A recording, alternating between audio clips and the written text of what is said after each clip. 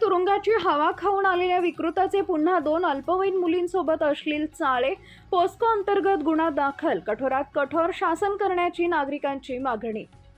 नुकतीच काही महिन्यांपूर्वी विनयभंग प्रकरणी तुरुंगाची हवा खाऊन आलेल्या एका विकृत मानसिकतेच्या तरुणानं पुन्हा एकदा 2 शाळकरी अल्पवयीन मुलींसोबत अश्लील चाळे केल्याची धक्कादायक घटना सोमवारी महाड शहरामध्ये घडली आहे. याबाबत पोलीस सूत्रांकडून मिळालेल्या सविस्तर माहितीनुसार दिनांक 14 एप्रिल 2025 रोजी दुपारी 12:15 सुमारास महाड शहरातील एका सोसायटीच्या पार्किंगमधील कार्यालयात या 2 अल्पवयीन मुली आपली शिकवणी संपवून काही कामानिमित्त गेल्या असता आरोपीत यानं कार्यालयात घुसून या 2 अल्पवयीन मुलींसोबत अश्लील चाळे करून त्यांच्या मनास लज्जा उत्पन्न होईल असं वर्तन केलं.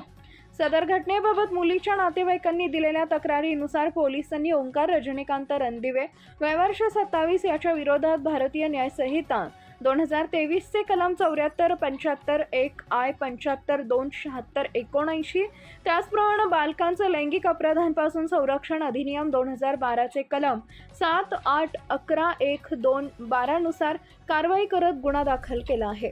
घटनेचा अधिक तपास महाड शहर पोलीस ठाण्याचे पोलीस निरीक्षक संतोष जाधव यांच्या मार्गदर्शनाखाली सुरू आहे. या घटनेनं महाड शहरात एकच खळबळ उडाली असून या विकृत मनोवृत्तीच्या आरोपीस कठोरात कठोर शासन करण्यात यावे अशी मागणी नागरिकांकडून करण्यात येते आहे.